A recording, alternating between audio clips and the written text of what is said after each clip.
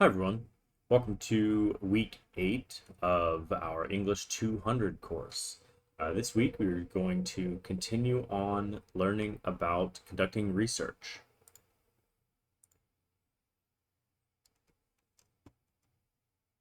As we know, writing, when done well, requires several steps and stages. You've already successfully planned and carried out one writing assignment from start to finish. The narrative essay unit prepared you to effectively pre-write, plan, revise, and edit an essay that came from your own perspective. We started with pre-writing, listing out many topics to determine our focus for that first essay. Then we chose just one idea from the list and narrowed that down to our thesis statement about that moment in time. If you followed along with all of the questions in the pre-writing discussion forum, you were also creating an outline of the paper. We learned how the paragraphs of our essay support that thesis statement and how to create descriptive detail to put readers into the story. Then we put everything together and wrote and submitted it. That type of assignment did not require you to do research because a narrative is written from your own portfolio of experiences. A research assignment, however, takes more extensive preparation. Last week, you got some good practice in finding and evaluating sources. This week, you're going to create an annotated bibliography, which is a more formal way of evaluating and organizing source material for a research assignment. Our work in MH Connect this week is Learn Smart, Smart Books Chapter 13, which will make sure you know the basics of planning and writing a research paper. In it, we will learn about the stages of research, finding and evaluating sources, types of sources, as well as how best to take notes and summarize effectively from source material. You'll also learn strategies to begin to organize that material. In our readings and resources this week, there's a very helpful video called How to Do the Annotated Bibliography Assignment, which goes over two things you can also read on your own: the annotated bibliography overview and requirements, and the annotated bibliography example. There's also a PowerPoint, Getting Organized with Research, the annotated bibliography, which will also teach you about and show you sample entries of annotated bibliographies. Knowing how to create an annotated bibliography will be a solid foundation you can then build on the rest of your academic and professional careers. Our objectives for this week: you're going to create the annotated bibliography free of plagiarism. That is pretty important. And actually, let me just go ahead and pause there and talk a little bit about plagiarism. Make sure that you submit your annotated bibliography early.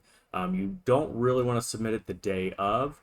If you absolutely can't submit it any earlier than the Sunday that the assignment is due, try to submit it several hours early. That way you have enough time to for the Turnitin report to generate, for you to read that over and check to make sure that your paper is free of plagiarism. Now, in this case, the main kind of threat of plagiarism for this assignment is not correctly paraphrasing what a source has said. When you write your annotations for your research, those should be completely, or as much as possible, in your own words. It is not enough to just, swap out a few words here or there, move things around a little bit. When you properly paraphrase, you must try to write the content completely in your own words, using your own phrasing and sentence structure. That is where people get into some hot water. Basically every term have people who very likely accidentally plagiarize this assignment because they are not doing a thorough enough job paraphrasing. So make sure you read that Turnitin report. Make sure you contact me if you have any questions about how to paraphrase or how to avoid plagiarism. Anyways, back to our objectives. You're going to be evaluating source material. You're going to synthesize information from articles. You're going to show proficiency in summarizing source material. You're going to apply organizational methods to research projects. And you're going to demonstrate knowledge of APA-style conventions when using source material. Let's move on to our readings and resources. So here is the video, How to Do the Annotated Bibliography Assignment. Obviously, that's going to be pretty important to you this week. Here we have a video on how to avoid verbatim plagiarism. That will give you some guidance on the topic that I just addressed. It's a really helpful way to make sure that you do not get written up for this assignment. Then we have a video on getting organized with research. Down here we have an additional set of readings. So chapter 13 in your e-textbook, which is planning and writing a research paper. We have a source here, getting organized with research, which this is what the video is covered, or what the video covers, I should say. Here are the instructions for the annotated bibliography. Here's the rubric I'm going to use to grade that assignment. And here's also an example of the annotated bibliography. Please make sure to take a look at that example. You wouldn't want to submit your paper without first making sure that you are doing everything correctly, that you have formatted the document correctly, that your submission looks very similar to the example.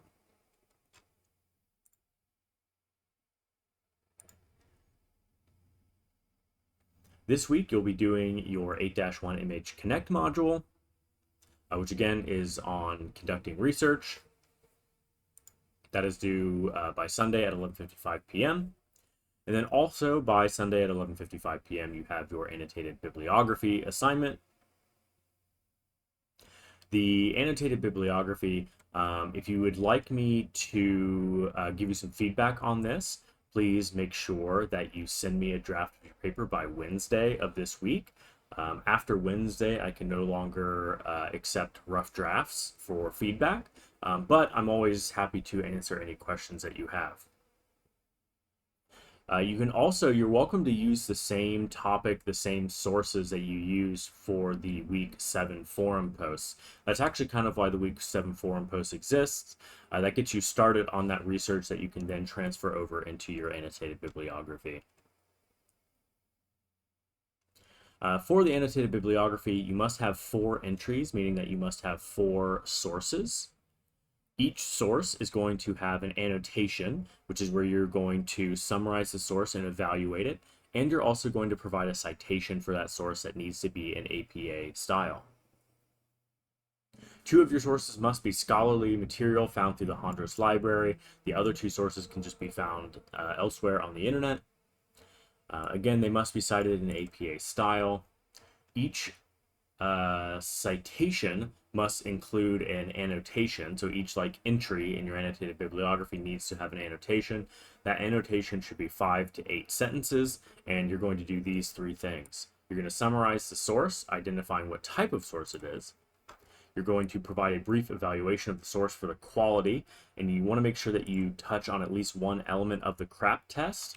That is a common way that people lose points on this assignment, is they do not clearly address an element of the CRAP test. So make sure that you are very explicitly mentioning one of the steps in the CRAP test in each of your evaluations. If you do not very clearly mention at least one element of the CRAP test, then you risk losing some points.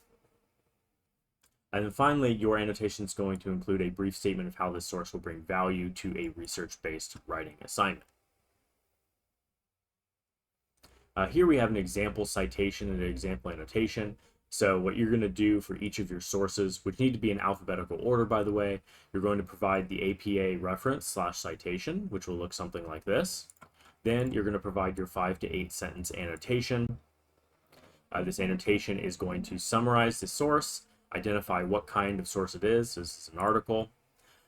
It is going to evaluate the source using the CRAP test. So like here they mentioned the authors have published frequently in the field. Let's see if there's any other elements of the CRAP test that they mentioned here. That is the main one that I'm seeing there. They're talking about the author's credibility. And then they end with a statement on how the article might be useful in a research project. Make sure that your citation includes a hanging indent, which is where the first line is not indented and each subsequent line is.